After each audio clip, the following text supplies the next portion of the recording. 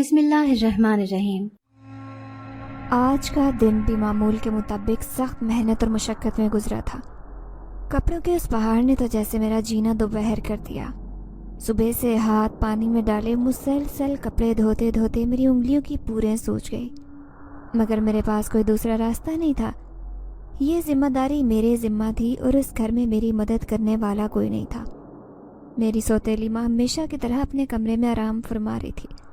اس کا معمول تھا کہ وہ نہ تو گھر کے کاموں میں ہاتھ بٹاتی اور نہ ہی میری حالت پر رحم کرتی، بلکہ جب بھی میں تھک کر کہیں بیٹھنے کی کوشش کرتی تو وہ فوراً ڈانٹ کر کسی نہ کسی کام پر لگا دیتی۔ اس کی اپنی دونوں بیٹیاں اپنی زندگیوں میں مگن تھی۔ وہ کبھی سہیلیوں کے ساتھ گھومنے پھرنے چلی جاتی تو کبھی اپنے کمرے میں بیٹھ کر موبائل پر مصروف رہتی۔ نہ ان کو میری محنت کی پرواہ تھی، نہ میرے تھکے ہوئے ہاتھوں کی۔ ان کا رویہ ہمیشہ ایسا ہوتا جیسے میں ہی اس گھر کی ملازمہ ہوں، نہ کہ ایک فرد۔ یہ بات مجھے اندر ہی اندر کھاتی رہتی، مگر میں کر بھی کیا سکتی تھی؟ میری آواز سننے والا کوئی نہیں تھا۔ اگر کبھی میں اپنی تکلیف کا ذکر کرتی تو میری سوتیلی ماں اور اس کی بیٹیاں الٹا مجھے جھڑک دیتی۔ میرے سوتیلے بھائی البتہ یہاں موجود نہیں ہوتے تھے۔ وہ دونوں دوسرے شہر میں پڑھتے تھے، مگر ان کی ذمہ داریاں مجھ پر تھی۔ ہر ہفتہ اور اتوار کو وہ دونوں اپنے ہفتے بھر کے گندے کپڑے لے کر گاتے۔ یہ کپڑے دھونا، استری کرنا اور ان کو ترتیب سے واپس رکھنا میرا ہی کام تھا۔ وہ آ کر کپڑوں کا ڈھیر میرے حوالے کرتے اور سونے چلے جاتے۔ ہفتہ اور اتوار ان کا سوتے ہی گزرتا، اور یہ 2 دن ان کی یونیورسٹی سے چھٹی ہوتی تھی۔ لیکن اتنا کام کرنے کے باوجود بھی میں نے کبھی ان کے منہ سے شکریہ یا تعریف کے 2 الفاظ نہیں سنے تھے۔ آج بھی یہی سب ہو رہا تھا۔ میں ایک کے بعد ایک بالٹی بھر کر کپڑے دھوتے جا رہی تھی اور پھر ان کو چھت پر جا کر سکھانے کے لیے پھیلا رہی تھی۔ میرے جسم میں تھکن کی شدت بڑھتی جا رہی تھی، مگر کام ختم کرنے کی بھی جلدی تھی۔ چھت پر جا کر کپڑے پھیلانا تو اور بھی مشکل کام تھا۔ یہ سیڑھیاں نہایت تنگ اور ڈھلوانی تھی، جن پر چڑھتے وقت اکثر میرا پاؤں پھسلنے کا خطرہ رہتا۔ آج بھی جب میں کپڑوں کی بالٹی اٹھا کر چھت پر جا رہی تھی تو میرے پاؤں میں ایک عجیب سی تھکن محسوس ہوئی۔ آخرکار جب میں سب سے اوپر والی سیڑھی پر پہنچی تو میرے قدم لڑکھڑا گئے، میری چیخ نکل گئی۔ میرے ہاتھ میں بالٹی تھی اور توازن برقرار رکھنا مشکل ہو گیا تھا۔ اس لمحے مجھے یوں لگا کہ شاید ہی میری زندگی کا آخری لمحہ ہے۔ سیڑھیوں سے گرنے کے بعد میں زندہ نہیں بچوں گی۔ یہ خیال میرے ذہن میں بجلی کی طرح آیا۔ میرے دل کی دھڑکن تیز ہو گئی، اور پھر میرا نام کلثوم ہے اور میری عمر اس وقت 20 سال ہے۔ میرے بچپن کا بیشتر حصہ دکھ اور تنہائی میں گزرا تھا۔ جب سے میں نے ہوش سنبھالا، خود کو ہمیشہ گھر کے کاموں میں مصروف پایا۔ میرا بچپن کبھی بھی عام بچوں کی طرح نہیں گزرا تھا، جو کھیلتے کودتے اور والدین کی شفقت کے سائے میں زندگی گزار رہے ہوتے۔ میں صرف 12 سال کی تھی جب میری ماں کا انتقال ہو گیا۔ ماں کی زندگی بیماریوں میں جکڑی ہوئی تھی اور میں نے انہیں ہمیشہ بستر پر پڑے دیکھا تھا۔ وہ بہت کمزور تھی اور ان کی صحت دن بدن خراب ہوتی جا رہی تھی۔ میرے بعد ان کی کوئی اولاد نہیں ہوئی تھی۔ ان کی خدمت کے لیے ایک ملازمہ رکھی گئی تھی جو شاید میری نانی نے ان کے لیے بھیجی تھی تاکہ کوئی ان کی دیکھ بھال کر سکے، لیکن یہ ملازمہ بھی میری ماں کی تکلیف کو مکمل طور پر ختم نہیں کر سکتی تھی۔ وہ اپنی خدمت کروانے کی بجائے ہر وقت اس کو میرا خیال رکھنے کا کہہ دیتی، کیونکہ ان کی بیماری کے ساتھ ساتھ ان کے دل پر جو بوجھ تھا وہ اور بھی زیادہ تکلیف دہ تھا۔ ان کو بس ایک ہی خیال تھا کہ ان کے بعد میرا کیا ہوگا۔ وہ میرے باپ کی لاپرواہی سے شروع دن سے ہی واقف تھی۔ انہوں نے کبھی مجھ پر کوئی توجہ نہیں دی تھی۔ میری ماں ہمیشہ میری ملازمہ کو کہتی کہ میرے بعد کلثوم کا خیال تم ہی رکھنا۔ وہ بھی ادھیڑ عمر کی ایک عورت تھی جس کا نام خالہ سکینہ تھا۔ میرے والد ہمیشہ میری ماں سے ناراض ہی رہتے۔ ان کی نظر میں میری ماں ان کے سر پر تھوپا گیا ایک ایسا بوجھ تھی جسے وہ نہ چاہتے ہوئے بھی اٹھانے پر مجبور تھے۔ یہ ناراضگی صرف ان کے رویے تک محدود نہیں تھی، بلکہ ان کی باتوں میں بھی جھلکتی دکھائی دیتی۔ وہ اکثر میری ماں کے سامنے برا بلا کہتے تھے کہ ان کی شادی ایک ایسی عورت سے کروا دی گئی ہے جو نہ صرف بیمار رہتی ہے بلکہ ان کی زندگی کے تمام خوابوں اور خوشیوں کو برباد کرنے کی وجہ بھی بنی ہے۔ ان کے لہجے میں ایک ایسی تلخی اور حقارت ہوتی کہ میری ماں کے چہرے پر غم کے سائے مزید گہرے ہو جاتے۔ وہ کچھ نہ کہتی، لیکن ان کی آنکھوں سے بہنے والے آنسو ان کے دل کی تکلیف بیان کر دیتے۔ میں نے کئی بار اپنی ماں کو اکیلے بیٹھ کر آنکھوں سے آنسو بہاتے دیکھا۔ وہ چپ چاپ رہتی، جیسے ان کے پاس اپنے غم کو ہلکا کرنے کا کوئی حق نہیں ہو، یا جیسے وہ اپنے دل کی تکلیف کسی کو بتانے سے بھی قاصر ہوں۔ کبھی کبھار میں ان کے پاس جا کر ان سے کچھ کہنے کی کوشش کرتی، لیکن ان کے گالوں پر بہتے آنسو اور ان کی خاموشی مجھے مزید بے بس کر دیتی۔ میں ان کی حالت دیکھ کر اندر سے ٹوٹ جاتی۔ ایک طرف میری معصوم عمر تھی تو دوسری طرف ان کے لیے کچھ نہ کر پانے کا دکھ جو مجھے اندر ہی اندر کھائے جاتا تھا۔ میرے والد کی یہ ناراضگی اور حقارت کسی اتفاق کا نتیجہ نہیں تھی، بلکہ ایک گہری وجہ تھی جس کا ذکر وہ اکثر اپنی جھنجھلاہٹ میں کر دیا کرتے۔ وہ شروع سے ہی اپنی ایک کلیگ، خوش شکل اور خود مختار عورت کو پسند کرتے تھے۔ وہ عورت ان کی نظر میں ذہین اور ان کے معیار کے مطابق تھی، لیکن میری دادی نے ان کی یہ پسند کبھی قبول نہیں کی۔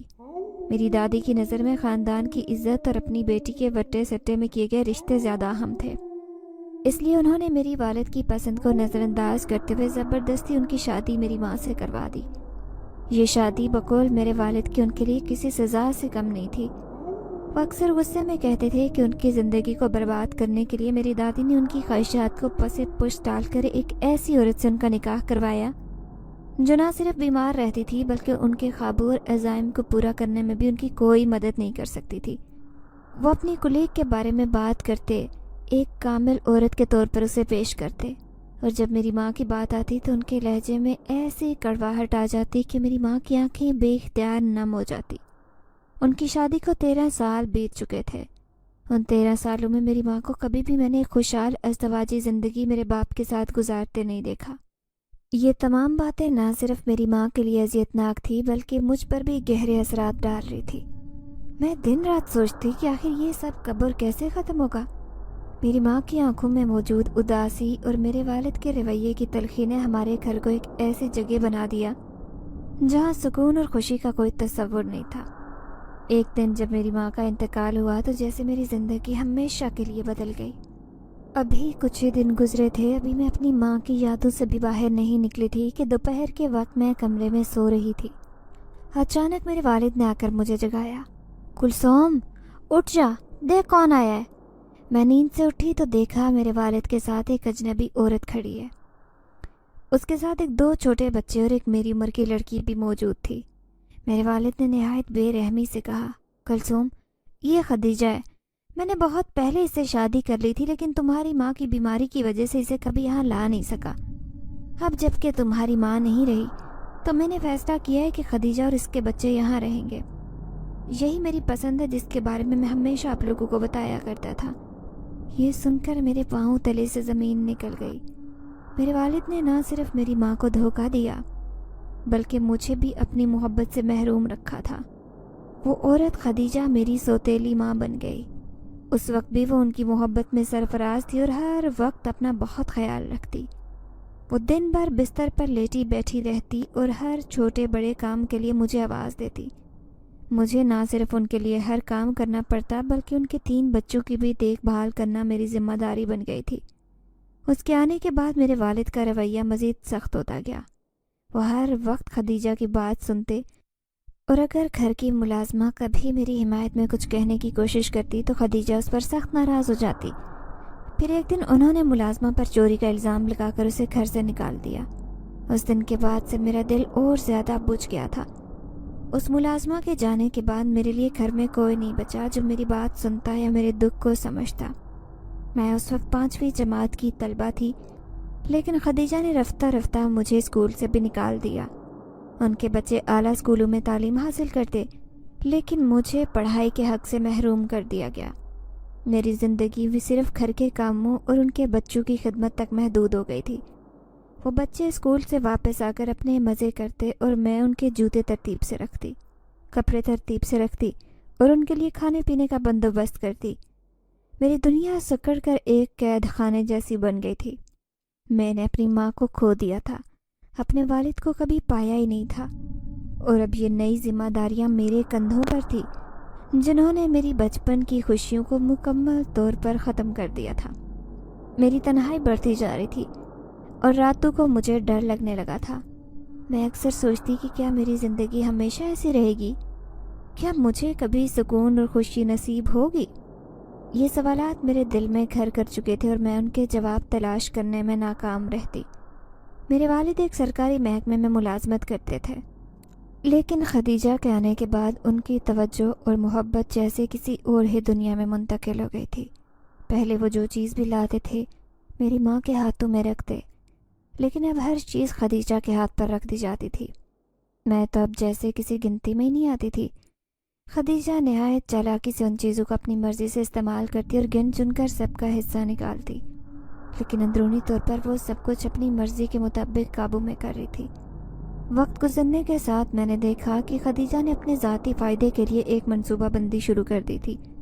مہینے میں جب بھی میرے والد کی بھاری بھرکم تنخواہ آتی تو سب سے پہلے وہ کبھی سونے کی چوڑیاں بنواتی تو کبھی اپنی بیٹیوں کے لیے سونے کی بالیاں خریدتی۔ یہ سب کچھ مستقبل کے لیے ان کے جہیز کے طور پر جمع کیا جا رہا تھا، لیکن جب بات میری آتی تو مجھے ہمیشہ اپنی سوتیلی بہن کے اترے ہوئے کپڑوں میں گزارا کرنا پڑتا۔ خدیجہ کے نزدیک میری حیثیت ایک ملازمہ کی سی تھی، اور میرے والد کبھی کسی معاملے پر اعتراض کرتے یا پھر خدیجہ ان کو کبھی یہ باتیں محسوس کرنے کا موقع ہی نہیں دیتی تھی۔ وہ خدیجہ کی ہر بات مان لیتے تھے اور مجھے کبھی یہ محسوس نہیں ہونے دیا کہ میں ان کی اپنی بیٹی ہوں۔ میری زندگی وقت کے ساتھ ساتھ محدود ہوتی جا رہی تھی۔ میرے دونوں سوتیلے بھائی اعلیٰ تعلیم کے لیے شہر چلے گئے تھے اور وہ ہر ہفتے آ کر اپنے استعمال شدہ کپڑے میرے سامنے رکھتے تھے۔ وہ حکم دیتے، یہ کپڑے دھو کر اور استری کر کے تیار کر دینا، ہمیں واپسی پر لے کر جانے۔ میں بغیر کسی شکایت کے ان کی ہر چیز کو ترتیب دیتی، دھوتی، استری کرتی اور ہر ہفتے انہیں اسی طرح سے روانہ کر دیتی۔ میرے والد اس پر کچھ بھی نہیں کہتے تھے، یہ میری ذمہ داری تھی۔ میری سوتیلی بہن جو خدیجہ کی آنکھوں کا تارا تھی میٹرک تک تعلیم حاصل کر سکی۔ اس کا تعلیم میں کوئی خاص دل نہیں لگتا تھا اور وہ ہمیشہ خود کو بنانے سنوارنے میں ہی مصروف رہتی۔ ان کے دن آئینے کے سامنے کھڑے ہو کر اپنے بالوں اور لباس کو درست کرتے گزر جاتے، اور راتوں کو وہ ان خوابوں میں کھو جاتی جن میں وہ اپنے آنے والے خوبصورت مستقبل کا تصور کرتی۔ ان کے خواب ہمیشہ کسی رئیس یا کامیاب انسان کے ساتھ شادی کرنے کے گھومتے تھے، اور خدیجہ کو بھی ان کے مستقبل کی بہت فکر تھی۔ خدیجہ اکثر فون پر مختلف لوگوں سے بات کرتی رہتی۔ کبھی وہ کسی قریبی رشتہ دار سے اچھے رشتوں کے بارے میں مشورہ کر لیتی تو کبھی دور کے جاننے والے سے اپنی بیٹی کے خوابوں کے شہزادے کے بارے میں پوچھتی۔ وہ اپنی بیٹی کے لیے بہترین رشتے تلاش کرنے میں کوئی کسر نہیں چھوڑتی تھی۔ لیکن جب بات مجھ پر آتی، میں نے کئی مرتبہ اپنے والد سے بات کرنے کی کوشش کی کہ وہ میری زندگی کو بہتر بنانے کے بارے میں سوچیں، لیکن وہ ہر بار میری بات کو نظر انداز کر دیتے۔ ان کے نزدیک خدیجہ اور ان کے بچے ہی پہلی ترجیح تھے۔ میں ان کے دل میں ہمیشہ کے لیے دور ہو چکی تھی اور یہ سوچ میری زندگی کا سب سے بڑا درد بن گئی۔ میری سوتیلی بہن کی عیش و عشرت دیکھ کر میرا دل مزید ٹوٹ جاتا۔ وہ دن بھر بننے سنورنے میں لگی رہتی اور اس کی ماں اس کے لیے ہر ممکن سہولت فراہم کرتی تھی۔ اس کی زندگی خوابوں سے بھری ہوئی تھی، جبکہ میری زندگی حقیقت کے کانٹوں پر چلنے جیسی تھی۔ میں دن رات محنت کرتی، لیکن میری محنت کا کوئی صلہ نہیں دیا جاتا تھا۔ یہ سب کچھ مجھے اندر سے مزید تنہا اور کمزور بنا رہا تھا۔ پھر ایک رات جب میں چاندنی میں اکیلی صحن میں بیٹھی اپنی تقدیر اور زندگی کے بارے میں سوچتے ہوئے روئے جا رہی تھی، دل میں اپنی ماں کو یاد کر رہی تھی، جب اچانک میری نظر سامنے کے گیٹ کی طرف گئی۔ وہاں گیٹ پر ایک کالا بلّا بیٹھا نظر آیا۔ وہ دکھنے میں کافی زیادہ زخمی اور تکلیف میں دکھائی دے رہا تھا۔ اس کے جسم پر خون کے دھبے تھے اور وہ بیچارہ بے یار و مددگار خاموشی سے زمین پر بیٹھا تھا، جسے اس دنیا سے جیسے وہ ہار چکا ہو۔ میں خوف کے باوجود اس کی طرف بڑھتی گئی۔ دل میں ایک رحم تھا کہ اس بے بس جانور کی کیسے مدد کروں۔ جیسے ہی میں اس کے قریب پہنچی، میں نے دیکھا کہ وہ زخموں کی شدت سے لرز رہا تھا اور اس کی حالت بہت خراب تھی۔ مجھے ایک لمحے کو لگا کہ جیسے وہ مجھے دیکھ کر کچھ کہنے کی کوشش کر رہا ہوں، مگر پھر دوبارہ نیم بے ہوش ہو گیا۔ میرے دل میں غصے اور افسوس کا طوفان آ گیا۔ کس طرح انسان ہوگا وہ جس نے ایک بے زبان جانور پر اتنا ظلم و ستم کیا؟ کتنے بے درد اور سنگ دل لوگ اس دنیا میں موجود ہیں جو نہ صرف انسانوں کی عزت نہیں کرتے بلکہ جانوروں کو بھی اپنی جاہلیت کا شکار بناتے ہیں۔ میں فوراً اٹھ کھڑی ہوئی اور اس بلے کو اپنے ہاتھوں میں اٹھا کر اپنے چھوٹے سے کمرے میں لے آئی۔ मेरे दिल में उसके लिए हमदर्दी और दर्द था। मैंने पिछले कुछ दिन से सब परेशानियों को भुलाकर उसकी मदद करने का इरादा किया। कमरे में पहुंचकर मैंने मेडिसिन का बॉक्स निकाला और पायोडीन की मदद से उसके ज़ख्मी पाँव का इलाज शुरू किया। उसका पाँव इतना बुरी तरह से ज़ख्मी था कि उसका ज़ख्म साफ करते हुए मुझे तकलीफ़ महसूस हो रही थी। वो छोटी छोटी सिसकियों के साथ आंखों में आबले लिए मुझे दुख से देख रहा था। उसकी आंखों में दुख, दर्द और तकलीफ़ की कहानी छुपी हुई थी। उस वक्त मैंने इरादा किया था कि चाहे कुछ भी हो जाए मैं उस बिल्ले को ठीक करके छोड़ूंगी। जब मैंने उसके पाँव पर पट्टी बांधी तो मुझे लगा कि मैंने कुछ अच्छा किया है, कुछ सही किया है। उस जानवर का ज़ख्म किसी इंसान के ज़ख्म से ज़्यादा बड़ा और तकलीफ़देह था। मैं उस वक्त खुद को उसके लिए एक छोटे से मुहाफ़िज़ की तरह महसूस कर रही थी। उसकी आंखों से बहते आंसू और खामोश दर्द मुझे अंदर तक हिला कर रख गए। उसके बाद मैं भी थक कर वहीं कमरे में ज़मीन पर बैठकर सो गई। मेरी आंखों में उसके दर्द का अक्स था और दिल में उसकी मदद करने की खुशी। सुबह जब मेरी आंख खुली तो मैंने देखा कि उसकी खून से भरी पट्टी अभी तक वहीं रखी हुई थी, लेकिन हैरानी की बात थी कि अब वो काला बिल्ला कमरे में मौजूद नहीं था। मैं हैरान हो गई कि इतनी मजबूत पट्टी आखिर उसने कैसे खोली। मैंने दोबारा कमरे का जायज़ा लिया, हर तरफ नज़र दौड़ाई, मगर उसका कोई पता नहीं था कि वो बिल्ला कहाँ गया था। क्या ये कोई ख्वाब था या हकीकत? मैं अभी तक उसकी गैर मौजूदगी पर हैरान थी और दिमाग में इस सवाल का जवाब ढूंढने की कोशिश कर रही थी। उसने इतनी तकलीफ़ के बावजूद कैसे खुद को आज़ाद किया? फिर नींद से उठकर मैं जैसे ही सहन में आई, मेरे दोनों भाई भी घर वापस जा चुके थे। उन्होंने आते ही मुझे कपड़े धोने का काम सौंप दिया और मैं बेचारी बगैर किसी एतराज़ के ये काम करने लग गई। सारा दिन कपड़े धोते गुजर गया और थकन से मेरा जिस्म चूर हो गया, लेकिन काम का कोई इख्तिताम नहीं था। दोपहर के खाने का वक्त आया तो मैंने ये सोचा कि खाना भी बनाना है, लेकिन इससे पहले मुझे अपने भाइयों के कपड़े धोकर तार पर फैलाने थे। ये सब कुछ करते हुए मेरे दिमाग में एक बेचैन सा ख्याल आ रहा था कि आज मेरी हालत कुछ ख़ास बेहतर नहीं है, लेकिन फिर भी मेरे अंदर का ये अज़म था कि अपने भाइयों का काम पूरा करूं। जैसे मैं ऊपर जाने के लिए सीढ़ियां चढ़ने लगी, मेरा पाँव बुरी तरह से मुड़ गया और मैं सीढ़ियों पर लुढ़क कर गिर पड़ी। मेरी हालत ऐसे होने लगी कि मुझे लगा जैसे मेरी टांग टूट गई हो। एक ज़ोरदार दर्द की लहर मेरी टांग में दौड़ गई। मेरी आंखों के सामने अंधेरा छा गया। मैं दर्द की शिद्दत से बुरी तरह से बेहोश होने लगी।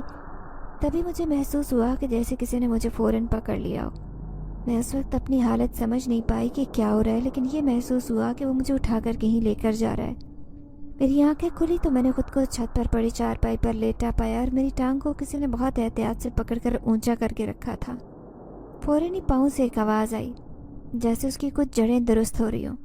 फिर एक ज़ोरदार आवाज़ से दर्द की शिद्दत कम हो गई। मैंने गहरी सांस ली और फ़ौरन होश की दुनिया में आई।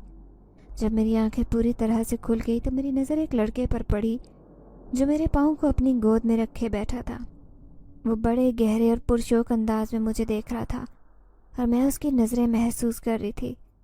उसके हाथ मेरे पाँव पर थे और मैंने महसूस किया कि उसके हाथ बहुत नरम थे, जैसे वो किसी रेशम को छू रहा हो। उन हाथों की नरमी से मेरे पाँव में एक अजीब सुकून आ रहा था जो पहले दर्द की शिद्दत से बहुत मुख्तलिफ था। वो लम्हा बहुत अजीब था क्योंकि दर्द और सुकून के बीच में फंस गई थी। फिर अचानक मुझे होश आया और मैं फ़ौरन उठकर बैठ गई।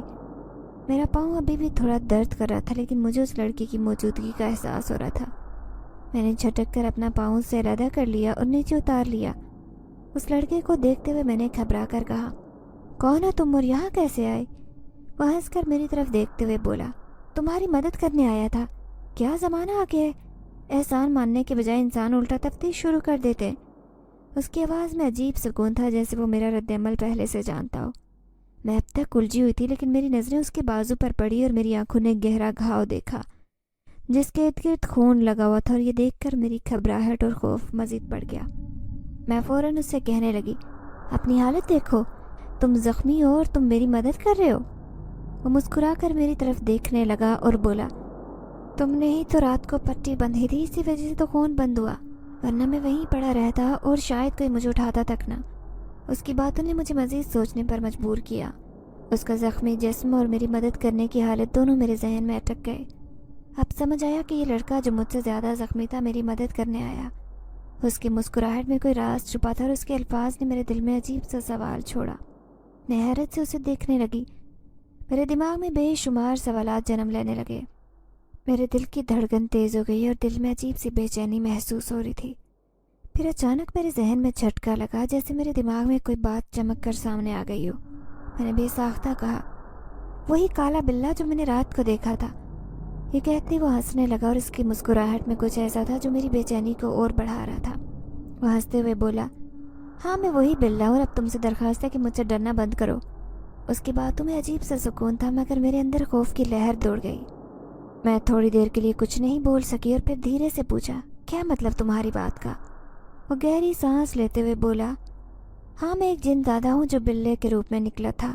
ایک بے رحم آدمی کی چھت پھلانگ رہا تھا جب اس نے مجھے سمجھ کر یہ وار کر دیا کہ میں اس کے کبوتر کو نہ کھا لوں. اس نے شاید خوف کے مارے مجھ پر حملہ کیا تھا. اس کی باتوں میں ایک ایسی حقیقت تھی جو میں نہ تو سمجھ پا رہی تھی نہ یقین کر پا رہی تھی، لیکن میں نے اسے بدلا نہیں لیا. وہ پھر بولا، میں تمہارے ساتھ والے خالی مکان میں جانا چاہتا تھا جہاں مجھے کوئی دیکھ نہیں سکتا تھا، لیکن خون کے تیز بہاؤ نے مجھے تمہارے گھر میں آنے پر مجبور کر دیا. پھر تم نے مجھے دیکھا تو تم نے مجھے اٹھا لیا اور پٹی باندھی. اس کی باتوں نے مجھے ایک لمحے کے لیے اس جہان سے غافل کر دیا. میرا منہ کھلے کا کھلا رہ گیا تھا. میرے دماغ میں ایک طوفان اٹھنے لگا. کیا یہ سب حقیقت میں بھی ہو سکتا ہے؟ میں جو انسانوں کے بارے میں جانتی تھی، کیا جنات بھی ہمارے درمیان موجود تھے؟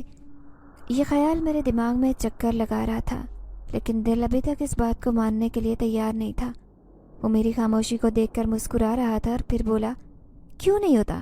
جس طرح تم انسانوں کا اس دھرتی پر حق ہے، ویسے ہی ہم جنات کا بھی اتنا ہی حق ہے. تم انسان ہمیں اکثر بھلا دیتے ہو اور ہم پر اتنا ظلم کرتے ہو کہ ہم مجبور ہو کر چھپتے پھرتے ہیں. اس کی آواز میں ایک درد تھا جو میرے دل تک پہنچ گیا اور میں اس کی باتوں میں سچائی تلاش کرنے کی کوشش کر رہی تھی. لیکن ایک بات ہے، وہ رک کر بولا، تم انسان بہت بے رحم ہوتے ہو. اس کی اس بات سے مجھے اندازہ لگا کہ جیسے وہ واقعی سچ کہہ رہا ہو. اس کی بات سن کر میری آنکھوں میں حیرانی آ گئی اور دل میں نیا سوال ابھرا کہ کیا ہم انسان واقعی اتنے بے رحم ہیں؟ جو ہمارے بارے میں یہ کہہ رہا تھا کیا وہ سچ تھا؟ یہ سوال میری روح میں سرایت کر گیا اور میں نے دل میں فیصلہ کیا کہ مجھے اس کی حقیقت کو سمجھنا ہوگا، چاہے کچھ بھی ہو. میں جانتی تھی کہ تم یہ بات مجھے تنگ کرنے کے لیے کہہ رہے ہو. میں نے کچھ احتیاط سے کہا، لیکن میرے دل میں ایک سوال تھا جس کا جواب صرف وہی دے سکتا تھا. تبھی میں اس سے کہنے لگی، ہٹو میرے سامنے سے، مجھے تیز بھوک لگی ہے. صبح سے کاموں میں لگی ہوں اور اب میرا برا حال ہو چکا ہے. میرے پاؤں کا درد تو جیسے غائب ہی ہو گیا تھا. وہ کچھ نہیں بولا اور کپڑے وہیں چھوڑ کر خاموشی سے میں نیچے آ چکی تھی. میں فوراً کچن کی طرف دوڑی تاکہ کچھ کھانے کے لیے بنا سکوں. آج میرے بھائی بھی گھر پر موجود تھے اور اسی وجہ سے اماں نے گوشت بنانے کا کہا تھا. میں نے فوراً فریج کی طرف قدم بڑھائے اور اس کے دروازے کو کھولا تاکہ گوشت نکال سکوں. مگر جیسے ہی میں نے اندر جھانکا تو میری آنکھیں حیرت سے پھیل گئی. وہاں گوشت کی جگہ کباب بنے ہوئے تھے. میں نے حیرت سے ادھر ادھر دیکھا کیونکہ مجھے اچھی طرح سے یاد تھا کہ صبح بابا نے یہاں پر گوشت رکھوایا تھا اور مجھے کہا تھا کہ ان کے کباب بنا لینا، جو کہ رات میں بریانی کے ساتھ تیار میں نے کرنے تھے. میرے ذہن میں سوالات کا طوفان اٹھنے لگا. میرے علاوہ تو گھر میں کوئی بھی یہ کام نہیں کرتا تھا، یہاں تک کہ ہاتھ بھی نہیں لگاتا تھا. تو پھر یہ اتنے مزے کے کباب کہاں سے آئے؟ اور یہ خوشبو، ان کی خوشبو جیسے میرے نتھنوں سے ٹکرا رہی تھی. میں نے فریج بند کیا اور جیسے ہی ہانڈی کا ڈھکن اٹھایا میری حیرت کی انتہا نہ رہی. میرے سامنے بہت ہی لذیذ قسم کے قورمے کی خوشبو پھیل گئی تھی اور کچن میں عجیب سی کھانوں کی خوشبو پھیلی جو میرے دل کو سکون دے رہی تھی. پورے کچن میں خوشبو نے ایسا جادو کر دیا کہ مجھے لگا جیسے وقت رک گیا ہو. ترتیب سے روٹیاں بھی پکی پڑی تھی اور چاول بھی نکھرے نکھرے تیار پڑے تھے. میں پھٹی آنکھوں سے کچن کی طرف دیکھ رہی تھی کہ یہ سب کچھ کیسے ممکن ہو سکتا ہے. تبھی مجھے اپنی ماں کی آواز آئی، کب سے کھانا بنانے میں لگی ہو؟ کہ اب تک تمہارا کھانا تیار نہیں ہوا؟ تمہارے بھائیوں کو بھوک لگی ہے، دن کے 2 بج رہے ہیں، تمہارے ابا بھی آتے ہوں گے. میں فوراً اپنی اماں کی طرف دیکھ رہی تھی. اس وقت میری حالت عجیب سی تھی، جیسے میری سمجھ میں کچھ نہیں آ رہا ہو. میں پھٹی آنکھوں سے ماں کی طرف دیکھنے لگی جو دروازے کے پاس کھڑی مجھے دیکھ رہی تھی. میرے دماغ میں بے تحاشا سوالات تھے، لیکن ان کا جواب صرف وہ جن زیادہ دے سکتا تھا جس کا راز اب تک میں سمجھ نہیں پائی تھی. میں نے اسے کہا، جی امی، بس ٹیبل پر کھانا لگاتی ہوں، آپ سب کو ٹیبل پر آنے کا بول دیں. وہ چڑھتے ہوئے کہنے لگی، یہ کام بھی اب میں کروں گی؟ شرم تو تمہیں آتی نہیں، جلدی کھانا لگاؤ، میں سب کو بولتی ہوں. وہ کہتے ہوئے وہاں سے چلی گئی۔ میں کھانا پلیٹوں میں ڈال کر ٹیبل پر رکھنے لگی اور دل میں خیال آیا۔ جیسے ہی میری نظر سیڑھیوں کی طرف گئی، وہ لڑکا مجھے دیکھ کر مسکرا رہا تھا۔ اس کی مسکراہٹ اتنی دلکشی سے بھری تھی کہ اسے دیکھتے ہی پلکیں جھپکانے کا بھی دل نہیں چاہ رہا تھا۔ جیسے ہی میری نظریں اس پر مرکوز ہوئی، میں ساتھ ساتھ اپنے ہاتھ بھی چلاتی رہی، کھانا پلیٹوں میں ڈالتی اور ٹیبل پر رکھنے لگی۔ میرے دل میں ایک اور خیال آیا کہ اگر اماں نے اس لڑکے کو یہاں دیکھ لیا تو وہ تو مجھے مار ڈالیں گی، کیونکہ میں ہی اسے پہلی بار گھر لائی تھی اور ان کے نزدیک یہ انتہائی غیر معمولی بات ہو سکتی تھی۔ مجھے فوراً اس کا خوف بھی محسوس ہونے لگا۔ میں دل میں سوچنے لگی کہ یہ کھانا بھی یقیناً اسی کی مہربانی سے بنا ہوگا۔ جنات تو ویسے بھی بہت طاقت رکھتے ہیں، ان کے لیے کوئی کام مشکل نہیں ہوتا۔ اب مجھے یقین ہو گیا تھا کہ وہ واقعی کوئی انسان نہیں بلکہ جن زادہ ہے۔ میرے ذہن میں یہ سوالات جڑ پکڑنے لگے کہ اس کا مقصد کیا ہو سکتا ہے، کیوں وہ میری مدد کر رہا ہے اور کیا وہ میرے گھر میں میرے لیے مزید مشکلات پیدا کرے گا۔ ایک طرف میں اس کی مدد کی شکر گزار تھی تو دوسری طرف خوف بھی تھا کہ اس کے آنے سے میری زندگی میں مشکلات نہ آ جائیں۔ اس کا راز مجھ پر جتنا کھلتا اتنی ہی پریشانی بڑھتی جا رہی تھی۔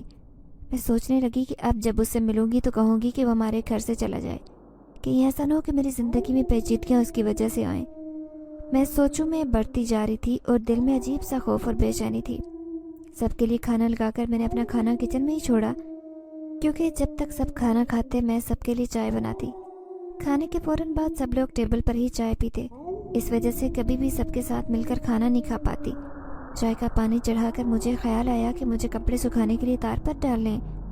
میں چھت پر آئی تو سارے کپڑے تاروں پر ٹنگے ہوئے تھے اور یہ منظر دیکھ کر مجھے حیرانی کا سامنا ہوا۔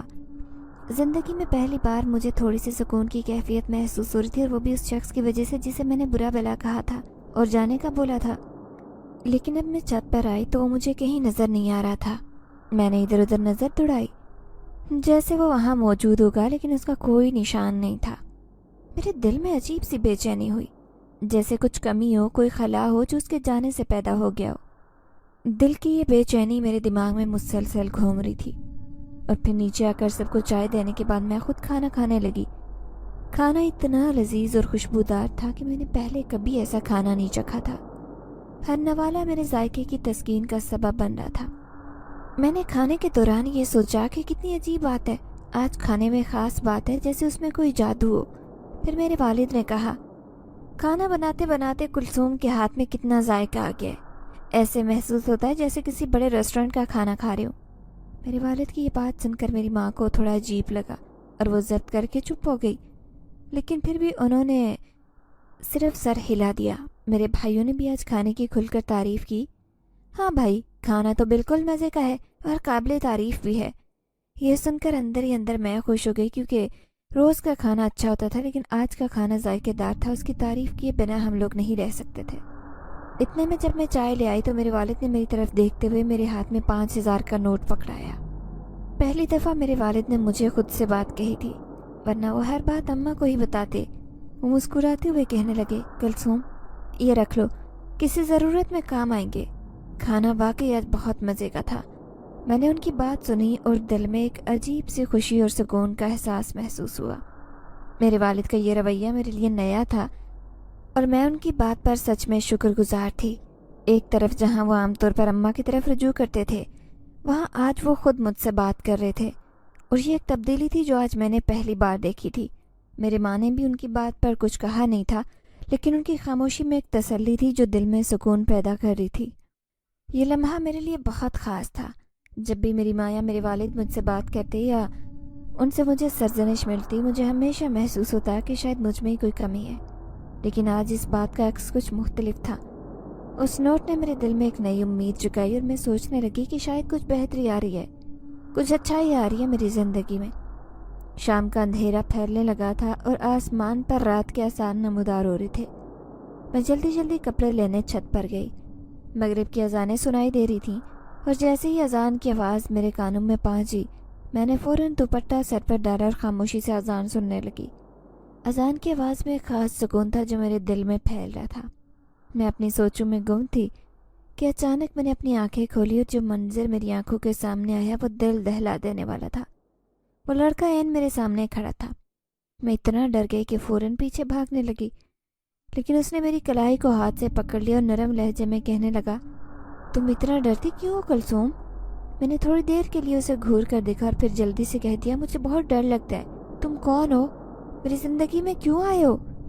اس نے میری باتوں کو نظر انداز کرتے ہوئے جواب دیا، میرا نام سیف اللہ ہے، میں ایک مسلمان جن زادہ ہوں، تمہیں مجھ سے ڈرنے کی ضرورت نہیں۔ ہاں اگر میں کوئی ہندو جن زادہ ہوتا تو مجھ سے ڈرنے کی ضرورت ہوتی۔ اس کی بات سن کر میں نے ایک لمحے کے لیے اسے غور سے دیکھا۔ اس نے کالے سیاہ بال، گہری آنکھیں، اس کے کالے سیاہ بال، اس کی گہری کالی آنکھیں اور سرخ اور سفید رنگت کے ساتھ اس کے چہرے پر ہلکی داڑھی جچ رہی تھی۔ اس کے لباس کی نوعیت کچھ عجیب تھی۔ وہ کالے رنگ کا لباس پہنے تھا اور اس پر ایک بڑی سی کالی چادر اوڑھ رکھی تھی۔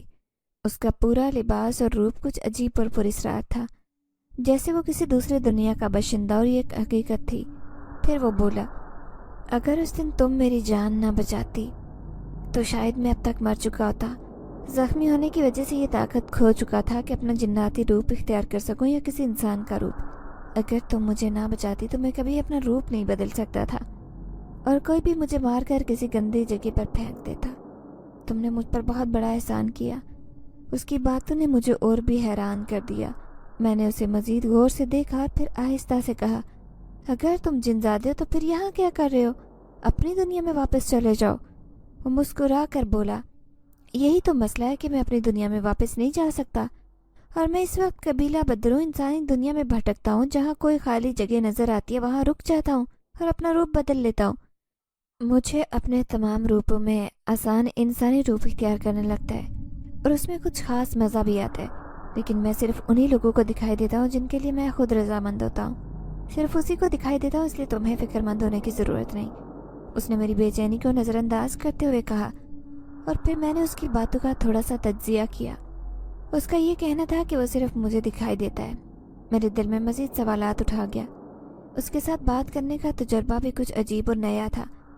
میں نے اپنی بات بدلتے ہوئے کہا، آج کا کھانا بہت مزیدار تھا، اس کے لیے تمہارا بہت شکریہ۔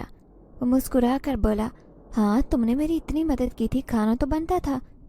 اس کے بعد اس نے کہا، میں جب کھانا بنا رہی تھی تو تم نے کپڑے بھی تار پر پھیلا دیے تھے۔ وہ ہنسنے لگا اور بولا، ہاں اور اب پریس بھی کر دوں گا۔ یہ سن کر ہم دونوں کہہ کر لگا کر ہنسنے لگے۔ اس کی مسکراہٹ، اس کا ہنسنا مجھے ایسے محسوس ہوا جیسے اسے پا کر ایک لمحے کے لیے دنیا کی سب سے خوش قسمت لڑکی ہوں۔ پھر میں نے کہا، اچھا اب مجھے جانا ہوگا، اندھیرا پھیل چکا ہے، اس لیے اس نے مجھے خدا حافظ کہا، پھر ملتے ہیں۔ یہ کہتے میں نے سیڑھیوں کی طرف قدم بڑھایا، لیکن جیسے ہی نیچے اتری میری ماں مجھے خونخوار نظروں سے گھور رہی تھی اور کہنے لگی، کب سے تمہیں ڈھونڈ رہی ہوں، تم اکیلے ہی باتیں کیے جا رہی ہو اور خود سے یہاں سے جا رہی ہو، جبکہ تمہارے سامنے تو کوئی بھی موجود نہیں تھا۔ یہ کہتے وہ میرے قریب آئی اور تلاشی لینے لگی، کیونکہ انہیں شک تھا کہ شاید فون پر کسی سے باتیں کر رہی ہوں، لیکن میرے پاس فون کہاں سے آتا؟ میں تو پیناڈول کی ایک گولی کے لیے بھی ان کی محتاج تھی۔ اس وقت میں ان کی باتوں کا جواب نہیں دے سکی، بس دل میں سوچا کہ شاید زندگی میں کچھ اور پیچیدہ حقیقتیں چھپی ہوئی ہیں اور مجھے ان کا سامنا کرنا ہے۔ میری ماں اب مجھ پر سخت نظر رکھے ہوئی تھی۔ انہیں میری حرکات اور خوش رہنے پر بھی شک ہو چکا تھا۔ پہلے میں ہمیشہ خاموش اور بجھی رہتی، مگر اب کچھ مختلف تھا، کچھ ایسا جو سمجھ نہیں آ رہی تھی۔ میں رات کے وقت اکثر کپڑے استری کرتی اور آج بھی یہی سوال کر رہی تھی۔ حال میں کپڑے رکھ کر کرسی پر بیٹھ گئی۔ اچانک میری نظر سیف اللہ پر پڑی۔ وہ سیڑھیاں اترتے نیچے آ رہا تھا۔ جیسے ہی میری نظر اس پر پڑی، ایک گہری مسکراہٹ میری صورت پر پھیل گئی اور میں زیر لب مسکرانے لگی۔ لیکن ابھی یہ لمحہ مکمل نہیں ہوا تھا کہ میری ماں تیزی سے بڑھی اور مجھے بالوں سے پکڑ کر کہنے لگی، سچ سچ بتاؤ کس کے ساتھ چکر چل رہا ہے تمہارا؟ تمہاری طبیعت میں تبدیلی یوں ہی تو نہیں آئی، کچھ تو بات ہے۔ وہ غصے سے باتیں کر رہی تھی، لیکن اس سے پہلے کہ میں کوئی جواب دیتی اچانک میری ماں کو ایک زوردار جھٹکا لگا اور وہ نیچے گری۔ یہ سب اتنا تیز تھا کہ میں سٹ پٹا کر رہ گئی۔ نظر اٹھا کر دیکھا تو سیف اللہ کی آنکھوں سے تیز روشنی نکل رہی تھی جو پورے کمرے میں پھیل گئی۔ میری ماں کی آنکھوں میں حیرت اور خوف تھا اور وہ مجھے گھور کر کہنے لگی، یہ کیا ہے؟ یہ سب کیا ہو رہا ہے؟ وہ چیخ کر رونے لگی اور ان کے ساتھ کچھ ایسا ہو گیا کہ ان کا بازو کام کرنا چھوڑ گیا اور وہ بے ہوش ہو چکی تھی۔ روتے ہوئے کہنے لگی، کوئی مجھے بچاؤ، اس لڑکی نے مجھ پر جادو کروا دیا ہے، یہ کسی جنات کے ساتھ ملی ہوئی ہے۔ میرے دل میں ہلچل مچ گئی، لیکن میں خاموش تھی اور یہ سب کچھ دیکھ رہی تھی۔ پھر اچانک ان کے بچے عاصم اور یاسر باہر آ گئے اور ان کی مدد کرنے لگے۔ انہوں نے اپنی ماں کو اٹھایا اور کہا، کیا ہو گیا امی؟ میں نے سہمے ہوئے انداز میں کہا، انہوں نے میرے بال پکڑے اور خود ہی نیچے گر گئی، مجھے نہیں پتا ان کے ساتھ کیا ہوا۔ عاصم نے کچھ دیر میری طرف گھور کر کہا، शायद अम्मी को इस्त्री से करंट लग गया होगा। अम्मी, आपको क्या ज़रूरत थी कुलसुम के बाल पकड़ने की? सारा दिन तो वो घर के काम काज करती है, इसके साथ ऐसा तो नहीं होना चाहिए था। सब लोग मेरी हिमायत में बोलने लगे और माँ को समझाने लगे कि उन्होंने गलत किया और शायद उसी का नतीजा था कि वो इस हाल में गिरी। सैफुल्लाह सीढ़ियों के साथ टेक लगाकर ज़ोर से हंस रहा था, जैसे उसने मेरी माँ को सज़ा देकर बहुत बड़ी कामयाबी हासिल की हो। मेरी नज़रें बार बार उसकी तरफ जा रही थी और दिल में ये खौफ था कि कहीं वो किसी को नज़र ना आ जाए, वरना मेरी शामत आ जाएगी या फिर उसे कोई नुकसान पहुंच सकता है। लेकिन उस दिन वो बहुत खुश था, क्योंकि उसके ख्याल में उसने मेरी माँ को सज़ा देकर कुछ बड़ा कर लिया था। चंद घंटों बाद मेरी माँ डॉक्टर के पास गई और वहाँ से दवाएं ले आई। वो थोड़ी सी परेशान थी कि अचानक ये क्या हो गया। उनकी नज़रें अब भी मुझ पर थी, गुस्से से भरी हुई। मेरी माँ ने मुझसे बात करना शुरू की। वो जो कुछ भी कह रही थी उससे यही जाहिर हो रहा था कि उन्हें अब तक मेरे बारे में शक था और वो समझ नहीं पा रही थी कि मेरे अंदर ये तब्दीली कहाँ से आई। सुबह को जब मैं उनके बिस्तर पर चाय देने आई तो उन्होंने मुझे बैठने का कहा।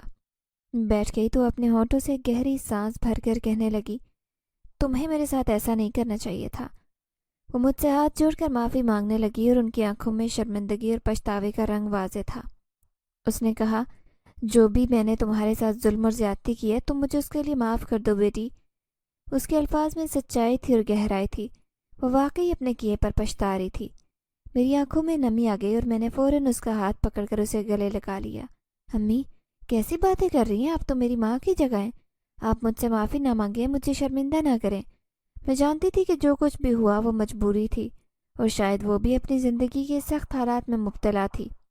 जैसे ही मैंने उसे माफ़ किया, कुदरती तौर पर उसका हाथ खुद ब खुद काम करने लगा, जैसे उस पर कोई अजीब सा असर हो। वह हैरान होकर मुझे देखने लगी, फिर आहिस्ता से खुदा का शुक्र अदा करने लगी। उसकी आंखों में इत्मीनान था, जैसे उसने अपने दिल का बोझ हल्का कर लिया हो।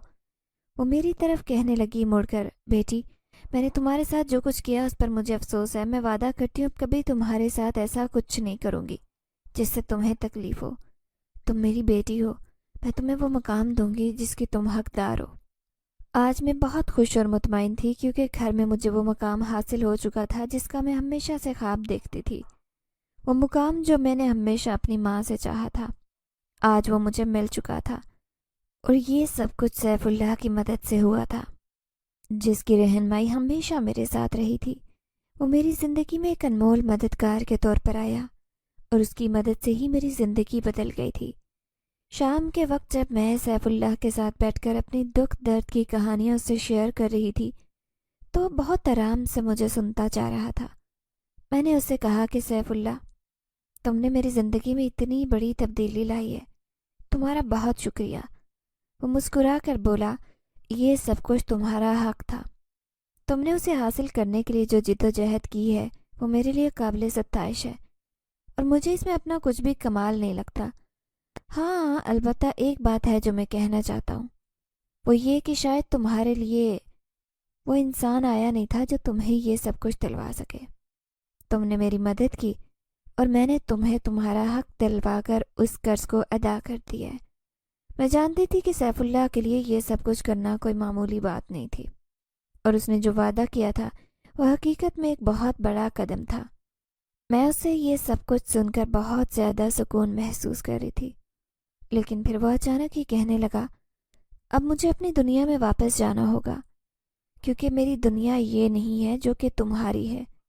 उसकी बातों में एक गहरा दुख था और मैं जानती थी कि इंसानों और जिन्नात का मेल बिल्कुल मुमकिन नहीं है।